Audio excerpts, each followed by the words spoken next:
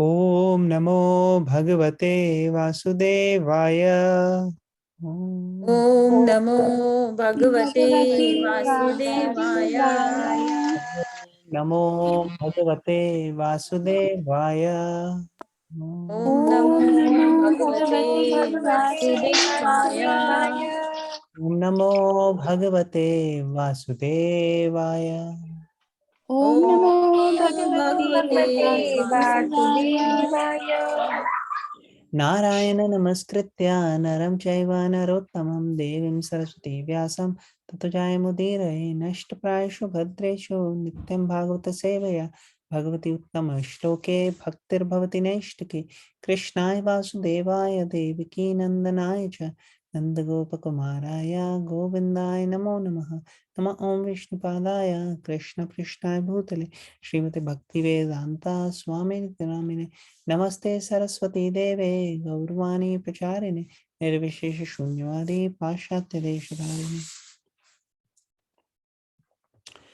Any volunteers would like to recite Srimad Bhagavatam, first canto, 11th chapter, 11th shloka?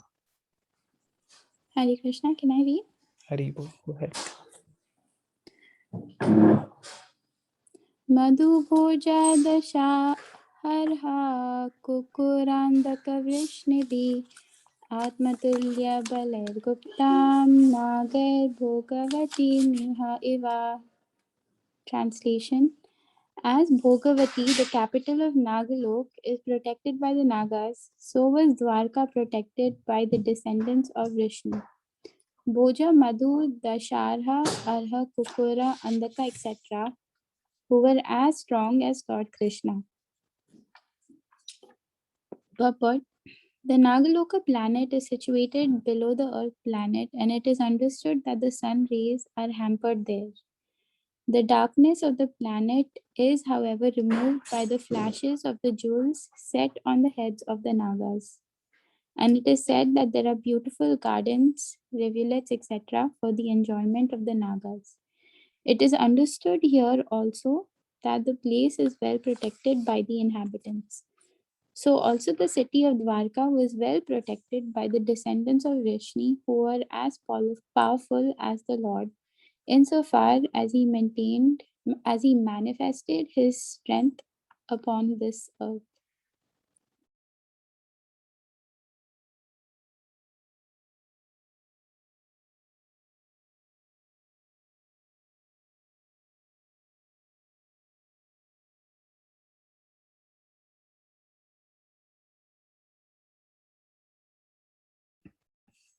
Hare Krishna, you would like to share something on this? No, not really. Nothing much to share. Anybody would like to share anything?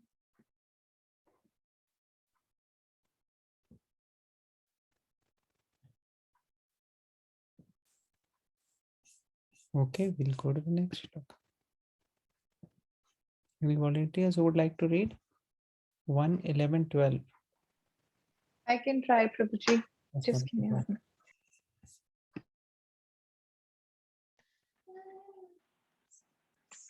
minute.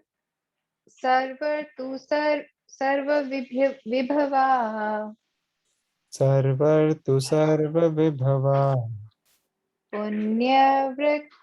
पुण्यवृक्षालताश्रमे पुण्यवृक्षलताश्रमे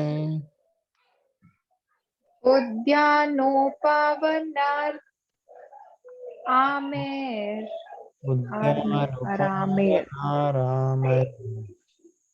व्रतापदमाकराश्रयम्.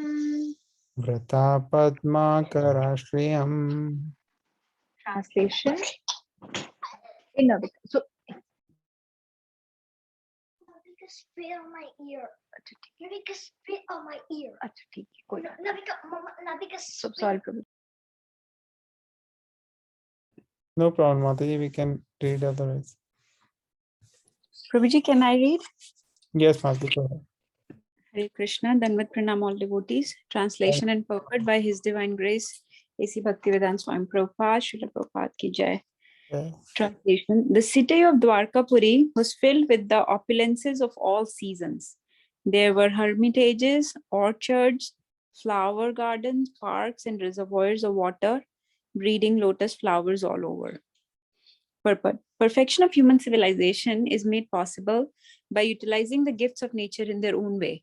As we find herewith in the description of its opulence, Dwarka was surrounded by flower gardens and fruit orchards, along with reservoirs of water and growing lotuses. There is no mention of mills and factories supported by slaughterhouses, which are the necessary paraphernalia of the modern metropolis. The propensity to utilize nature's own gifts is still there, even in the heart of modern civilized man. The leaders of modern civilization select their own residential quarters in a place where there are such naturally beautiful gardens and reservoirs of water, but they leave the common men to reside in congested areas without parks and gardens. Herein, of course, we find a different description of the city of Dwarka. It is understood that the whole dham or residential quarter was surrounded by such gardens and parks with reservoirs of water where lotuses grew. It is understood that all the people depended on nature's gifts of fruits or flowers without industrial enterprises promoting filthy huts and slums for residential quarters. Advancement of civilization is estimated not on the growth of mills and factories to deteriorate the finer instincts of the human being. Advancement of civilization is estimated not on the growth of mills and factories to deteriorate the finer instincts of the human being, but on developing the potent spiritual instincts of human beings and giving them a chance to go back to Godhead. Development of factories and mills is called Ugra Karma or pungent activities, and such activities deteriorate the finer sentiments of the human being and society to form a dungeon of demons. Very bold. If Prabhuji, somebody else would like to read. You want to discuss, Mataji, so far what you read, then we'll go forward. Yes, Prabhuji. So in the translation, the shloka is describing how beautiful Dwarka was, how the nature's gifts were in abundance, like flower gardens, parks, water reservoirs, which were full of lotus flowers. So very beautiful natural beauty was there. And in purport, Prabhupada is elaborating that the nature's beauty. He's contrasting it with the modern age, how we have so many industries and factories, and that the wealthy will live in open spaces where there is natural beauty, but factory workers or laborers, they end up living in small houses, congested areas, small apartments close to the pollution and very populated areas. And that is not good for anybody's spiritual development, because Prabhupada is saying that will dull your finer instincts, like your finer, subtle instincts and sentiments will get suppressed by this kind of living. But in order to develop our spiritual instincts, one has to live more in confluence with nature. Whereas we are living in such a congested, polluted space nowadays that there is no scope for spiritual development.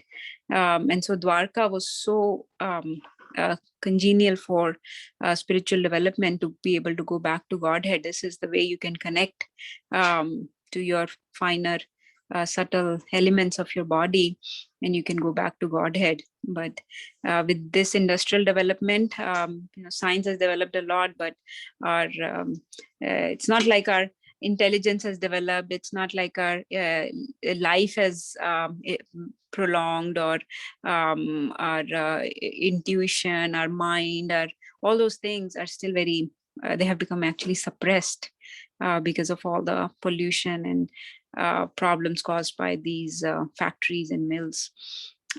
So all the development in the science is at such a big cost that people are not able to do any spiritual development in this rare human form of life.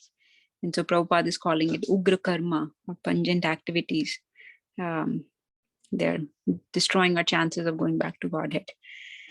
That's what I understood, Prabhuji. Hare Krishna. Thank you, Mataji. Thank you for sharing so nicely. So Prabhupada it's mentioned about Dwarka here, and Prabhupada is taking an opportunity here to teach us how much we are actually going in the opposite direction. So if you see, even when Prabhupada wrote this, India was already becoming like, what do you say, without using own brains, they were just mimicking the Western countries. So they saw, okay, they are doing this, must be right, we should do. And now we see so many problems are there. And Prabhupada is nicely mentioning that even those who are leaders, if they have to live in some place, they want natural environment. They like to have, like everybody you see, will be very happy living in this kind of a place where you have gardens, parks, lotuses, flowers all over, reservoirs of water breeding lotus flowers all over, and then orchards, flower gardens. Just imagine you go out in the park and it's full of flowers, it's full of fruits, fruit bearing trees, full of lotuses. That is the kind of place in which you live. Natural beauty is there. People spend so much money to go and visit such places. And here Prabhupada is mentioning that and this, if we depend on nature and keep everything natural, this can happen. And I visited a few years ago, we visited Govardhan Eco Village, that is in Maharashtra, maybe a couple of hours from Mumbai. And when we visited there, I was watching that how so many like it was a different vision of how the garden, or not even like the whole area, was so many butterflies they had naturally who were going around, and they were sitting on the different flowers. There were so many flowers there, and I was just amazed to see. I had not seen that too often anywhere. And the cows, they were so loving, they were so happy. So you don't see, and all of them natural desi cows. So that kind of a atmosphere is very difficult to find now. And people still, if you see, if you go into the economics, if you go to people who are the leaders of every country, I mean, people here probably are not like that, you're simple people. But if you go to people who are leaders, who are talking about business, if they hear this, they will be like, oh my God, these books are telling people not to open factories. So they will become against us.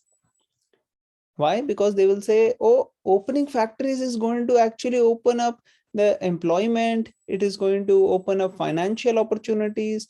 It is going to increase GDP for the country. So they will think from a very brainwashed standpoint. Their brain has been completely mesmerized by Maya, illusory energy. Most people like that. They are unable to actually understand that most important thing here is most important thing here is to decide the risks and the benefits. You are only focusing on the benefits. You are totally forgetting the risks. There are so many risks which comes with what we are doing. And the problems are unending.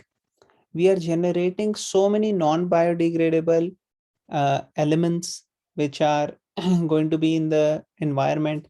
And then you have to pay people to take your trash, and then you take the trash and then you put it at some place. That whole place is contaminated. When you dump actually these things, we create so much garbage, and then this garbage goes. America actually has maximum garbage producing country. per capita. If you take, so they are taking so much of it, putting it in the soil, and then there are fumes and chemicals which generate from their methane and different things, and that pollute the whole atmosphere. So it is such a big mess. One problem after another problem after another problem we are opening for ourselves without any reason. And why we are doing it? Here Prabhupada writes. Prabhupada is writing, advancement of civilization is estimated not on the growth of mills and factories to deteriorate the finer instincts of the human beings. So finer instincts of the human beings, like for example, you go to the malls and you find so many items, even soap, you want to wash yourself, you want a soap, there will be 1,000 varieties of soap. There will be so many different things which are actually of no use, no need. We don't even need it, but advertisement and all this, they have become essential. So now, even the, how to say, we are so contaminated that, or deteriorated because of, this propaganda and how society is kind of showing us that now we are very much attached to comfort, and we are in a very specific way. We cannot adjust little bit. We want things in a very comfortable way. We have become very much deteriorated. So tapasya we have totally forgotten. In the previous age, what does Rishabh Dev said to his 100 sons? Can anybody remember? Famous shloka. He said, Rishabh Dev, tapo divyam putrakaina sattvam. That human life is actually meant for dash. Who will answer? Human life is meant for what? But Prabhuji, this tap which you just mentioned in the shloka. Oh, divyam, yes, for tapasya, for austerity. So human life is meant for austerity, but we are actually looking for every single comfort which we can find.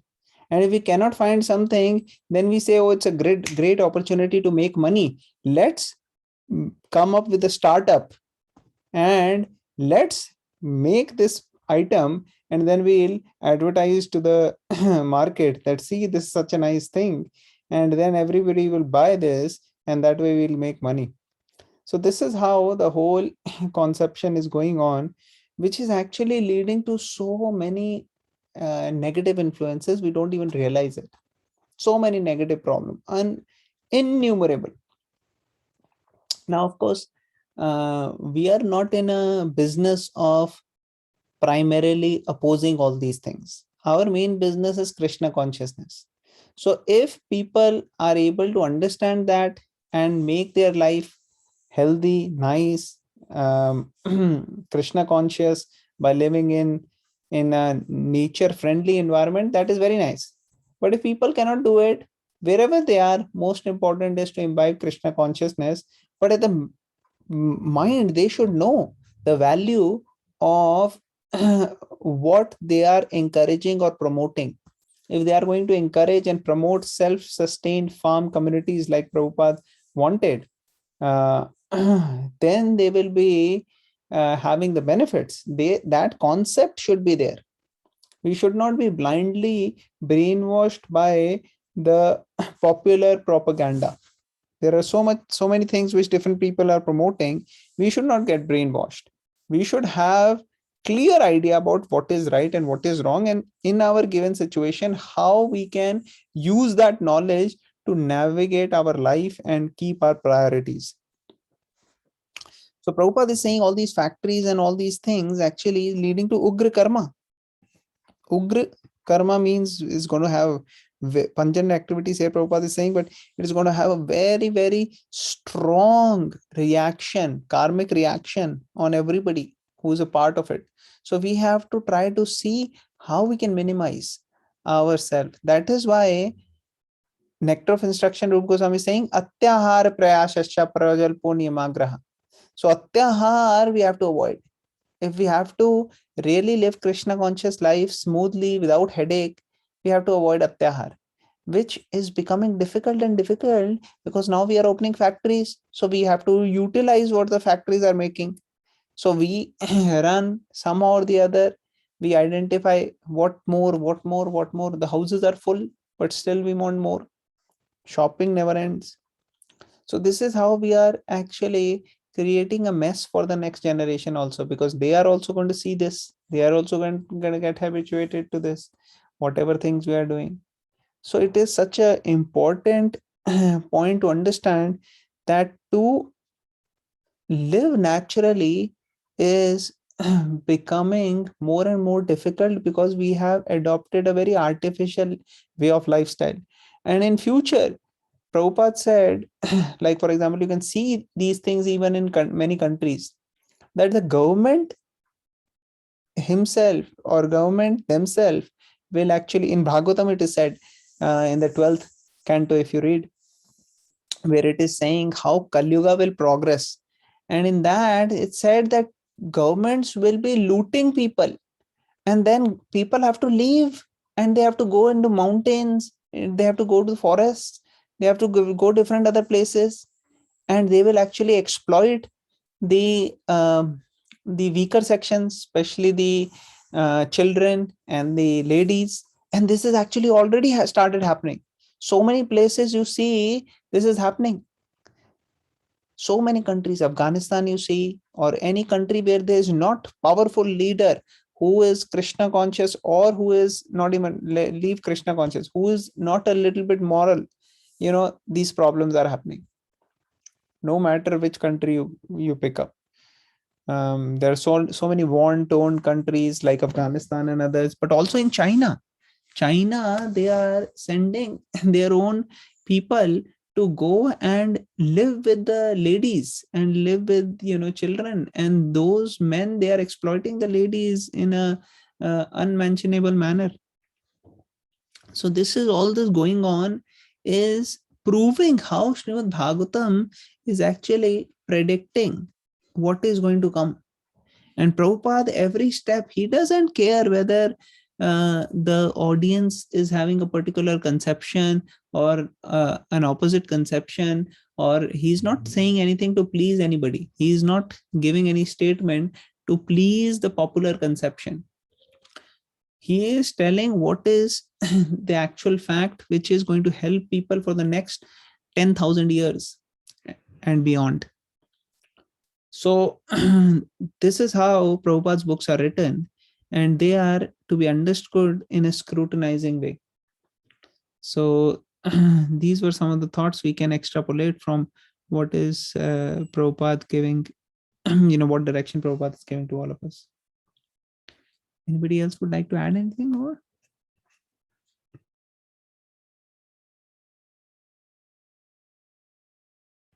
Any points? No, Prabhuji, thank you for explaining. Thank you, Mate. So last paragraph, who would like to read? I can read, Prabhuji, now. Yes, ma'am.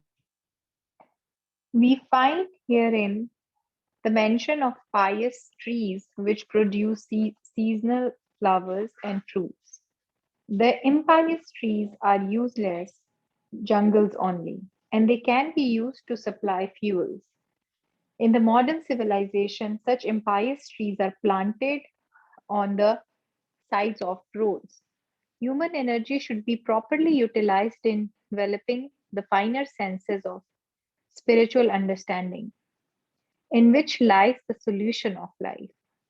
Fruits, flowers, beautiful gardens, parks, and reservoirs of water, with ducks and swans playing in the midst of lotus flowers, and cows giving sufficient milk and butter are essential for developing the finer tissues of the human body. As against this, the dungeons of mines, factories, and workshops develop demoniac propensities in the working class. The vested interest flourish at the cost of the working class. and consequently, there are severe clashes between them in so many ways. The description of Dwarka Dham is the ideal for human civilization. Hare Krishna. Hare Krishna. Thank you, Mataji, for reading. Anything you want to share, Mataji? Prabhuji, as you and Mataji mentioned, Prabhupada is just trying to say what is essential and how, just telling us the right way to live, a right way how a human should live. But as you mentioned, that we are just going in the opposite side, opposite direction. So, Thank you, Mataji. So here Prabhupada is mentioning about two types of trees. One is pious trees and one is impious trees. So the pious trees are the ones which producing flowers and fruits. But the impious trees are useless jungles only. And they can only be used for supply of fuels. So Prabhupada is mentioning such a nice point here, that currently, if you see most places, people are only having trees which are impious trees. I mean, why can't they plant fruit trees on the side of roads and other places? Why do they have to, plant these such trees which are not which are impious? That is interesting, right? Anybody knows that? Yeah, not about this, Prabhuji, but I was listening. Somebody was telling that these communities, they have where they build a house, they have this HOA system, and if you want to plant some fruits tree, they completely deny that you cannot have a banana tree here or papaya tree here. You can just have these normal maple trees, or not even maple, the other trees. So this is very true that sometimes they don't allow you to do gardening to certain areas. You cannot do this here, you cannot plant here. So yes, Prabhupada is mentioning correct. So that is very interesting. I never thought about this, but Prabhupada is mentioning they don't do it. I don't know why they don't do it. They're saying in modern civilization, such impious trees are planted on the sides of the roads. And then Prabhupada is mentioning it. And the other thing we see, previously everything used to be organic. Everything used to be natural, nicely. And then people started using all these chemicals, fertilizers, all these artificial things. And now they are thinking, oh, so many diseases are happening because of this, so we have to do organic. But previously everything was organic. Now they spoiled everything. Now they are spending more money to make something organic, and they want to make it in the factory. Organic means natural. Just don't use the chemicals, don't use insecticides, pesticides, fertilizers, all these things. But that they can't stop. So this is the problem with how we are doing more and more things, messing with the nature. Recently I heard they have created, with gene therapy and stuff, artificial mosquitoes. Basically they tampered with some of the DNAs. Now what problems they will cause, we'll get to know in future. But right now they're very happy that they created these. So all this nonsense is going on, and when it is going to have problems, then they will say, oh, that time we did wrong, but this time we'll do right. Although there is no guarantee, this time they'll make a bigger mess. That is how Prabhupada is pointing out and making sure that we don't have blind faith on these modern scientific advancements or experiments. You should have faith in Vedic scriptures more than anything else. And people have doubt on the Vedic scriptures, blind faith on whatever is being propagated without using their intelligence. Okay. Anybody else would like to add anything? Otherwise, we'll go on next shloka.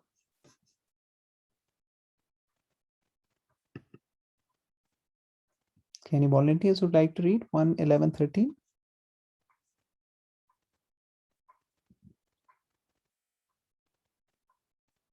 I can try, Prabhuji. Yes, Madhaji, go ahead. Madhaji, one more thing just I want to add before we go forward. The other aspect to it, which we did not really touched upon. We talked upon some of the things about the factories and other things. But in the past also people were making things. It is not that people were, only getting everything from trees only.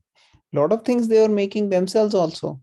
And in that, they were having what we now call something like cottage industries, right? Everybody has heard, right? Cottage industries.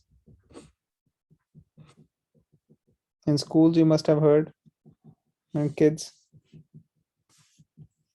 Yes, Babuji. So like cottage industries, they are like small places where in home only the family is making something, right? They are their own business. So because there are cottage industries, then ladies don't have to go out to work. They can work at home. The children, they don't have to go out and get a degree by paying people thousands of dollars. They can learn from their family, and that is how they will learn the family business, whether it's agriculture, whether it's cottage industry, whether it is a Brahman son doing Brahmanical things. So they will learn themselves. So that's how the whole atmosphere was, upbringing was. And that is why you see there was people were having bigger families. People were having, because they had more time to spend with their own family members. It was helping psychological development of the children was good, and the psychiatric problems were less because they were spending time together. There was tolerance. Of course the food was like that. And the more and more we are taking food which is cooked in mode of passion and ignorance, the more it is affecting us, and we are becoming into passion and ignorance. And factories, the food is obviously going to be passion and ignorance, all these processed things. So we have become so much addicted and used to these that we can't even think of having not having it. So these are the problems which we don't even expect, but they are actually gripping the whole society in a very negative manner. And it appears like a small thing, but actually this is very profound. And 1%, 2% cannot, change their life. What we have to do is we have to come as a society and um, understand the problems, and that way we'll be able to get success. So in ISKCON, following Prabhupada's teachings, following the guidelines given by Prabhupada, there are so many ISKCON farm communities in various places which are being worked on at various levels, at different levels. And some of the communities are actually showing how we can live naturally in the farm with minimal to no requirements from anywhere else.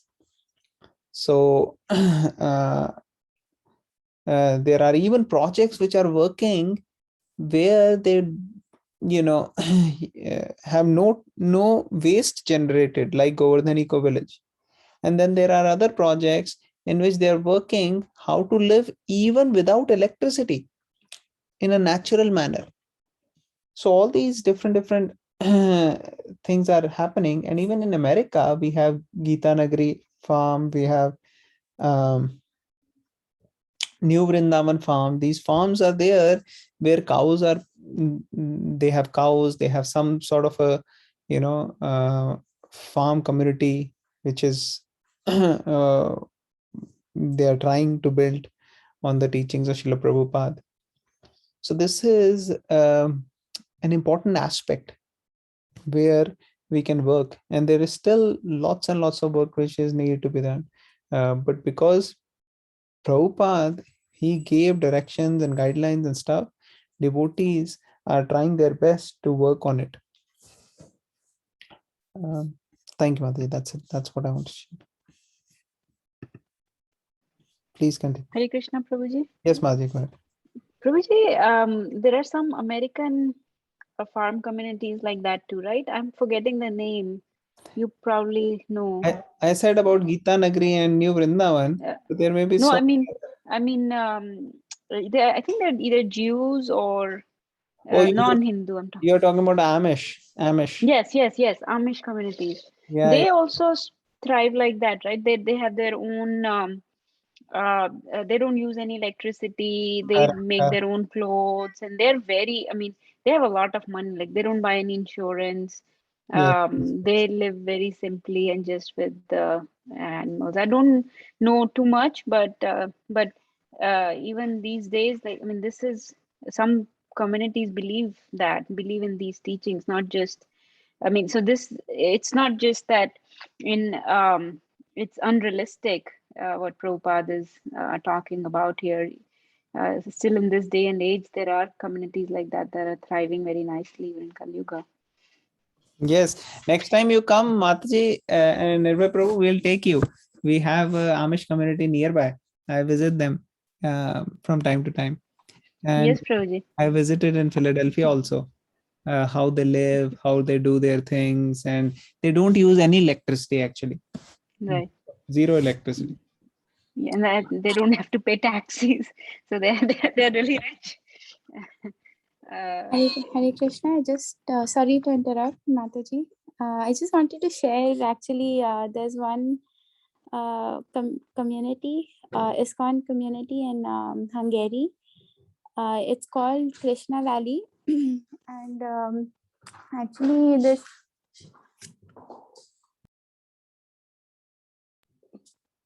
And actually over there also they don't use any electricity. They Mangal Aarti, the entire temple hall and the way to the temple also is lit by like not candles but diyas.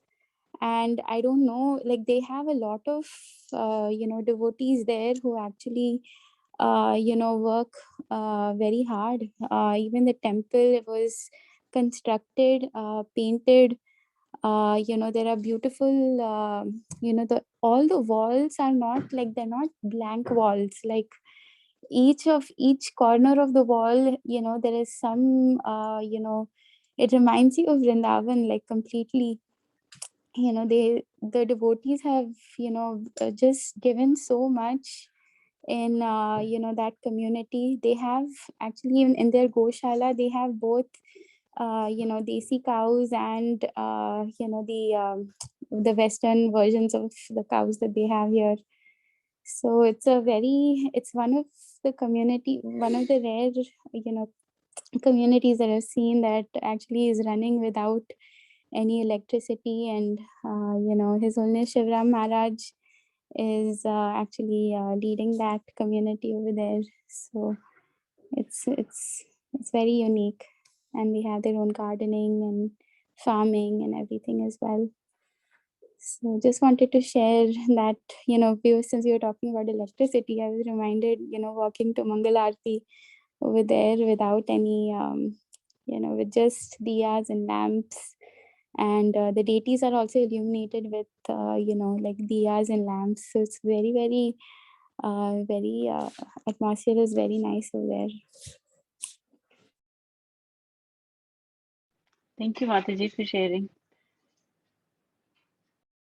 So actually, if you make a trip to Europe, in Europe, there are many, beautiful communities like this. Even in Germany, there is, another Simhachalam in Jandelsbrunn. So there are all these, different, Prabhupada is, built such a wonderful family and very unique communities. They in Jandelsbrunn, they worship only Narsingadev. And the kind of worship, it actually reminds that you feel like you're in India, some kind of, really amazing the way they are, doing everything according to, senior devotees' guidance over there.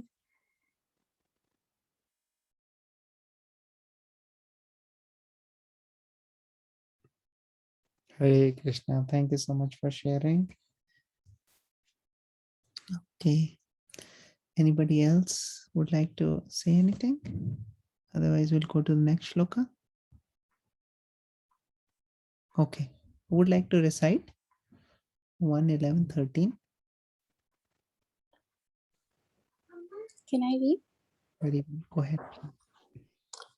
गोपुरद्वारमार्गेषु कृतकौतुकतोरणां चित्रध्वजपताकाग्रैः अन्तःप्रतिहताप्तपाम्. The city gateway, the household doors, and festooned arches along the roads were all nicely decorated with festive signs like plantain trees and mango leaves, all to welcome the Lord. Flags, garlands, and painted signs and slogans all combined to shade the sunshine. Purport. Signs of decoration in special festivals were also collected from the gifts of nature, such as the plantain trees, the mango trees, fruits, and flowers. Mango trees, coconut palms, and plantain trees are still accepted as auspicious signs. The flags mentioned above were all painted with the picture of either Garuda or Hanuman, the two great servitors of the Lord. For devotees, such paintings and decorations are still adored, and the servitor of the Master is paid more respects for the satisfaction of the Lord.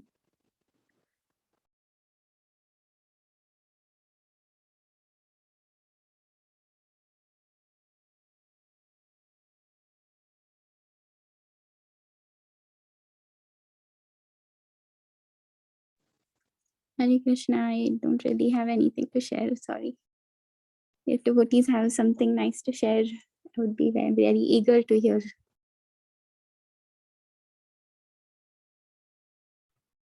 Hare Krishna. Thank you very much for reading. So Prabhupada ji is mentioning here about even decoration in the festivals we can do by gifts from nature. So I think those who are a little skillful can identify how we can decorate more and more things in our festivals by using natural gifts rather than having to buy from the Ugra Karma and factories, the decorations. How we can do natural decorations. That could be something which, we all can try to see, identify. Like previously in the temples also, Nirbhay Prabhu may remember, we used to decorate in our Janmashtami using leaves and stuff in the temple. I think it was mango tree leaves and other such leaves. So like that we can, or banana tree leaves, bananas. So like that we can identify how we can decorate even for the festivals. And also here it is mentioned the flags were having picture of either Garuda or Hanuman. This remind me about the chariots. So whose chariot has Hanuman picture and whose chariot has Garuda picture? Can anybody tell? Arjun's chariot has Hanuman's Okay, very good. flag, and Garuda, no. Let's see if anybody can tell.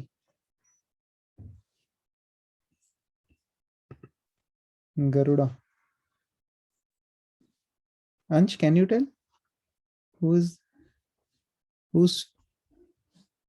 flag has Garuda's picture? Krishna. Krishna, yes. Hari Bol, 3 times Hari Bol for Ansh. Hari Bol, Hari Bol, Hari Bol.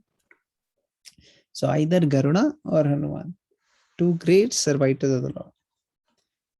So for devotees, such paintings and decorations are still adored, and the servitor of the master is paid more respects for the satisfaction of the Lord. So those who are servitors of the Lord, Garuda and Hanuman, they are paid respect. For that. So many times, even we go to the temples, we see outside the temples, or even on the sides of the temple, we see Hanumanji and Garuda. They are devotees, and we offer respect. Okay, so maybe we can try to see if next one is not too big, we can read one more. Anybody wants to say anything? Otherwise, we'll go to the next shloka. Okay, 1:11:14. I'll just read it. Samarjita Mahamarga,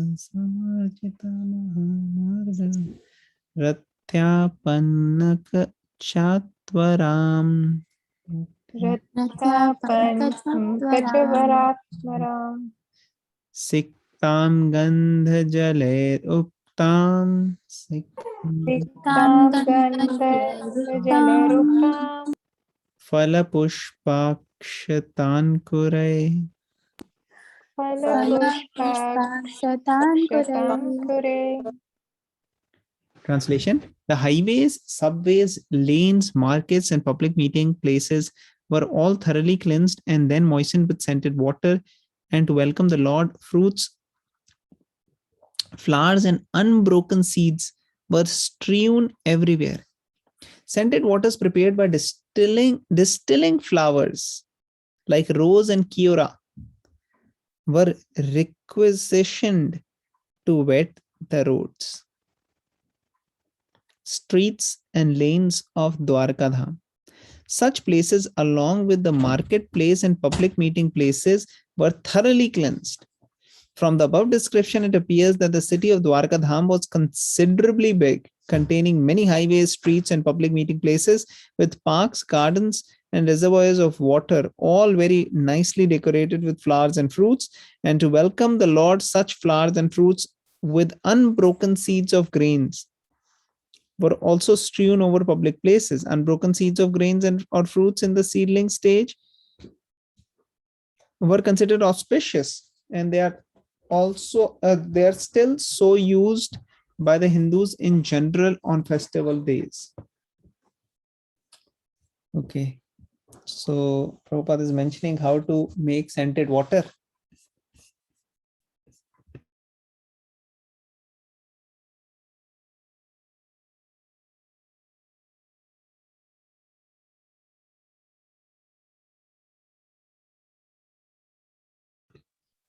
So Prabhupada is showing here how to prepare scented waters by distilling flowers like rose and kiora, and then that way we can make scented waters.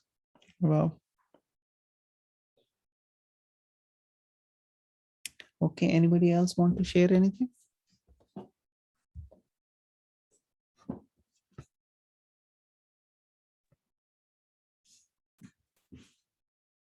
So this is how we can learn from Dwarka Vasis how to prepare for festivals, how to decorate for festivals, how to welcome the Lord.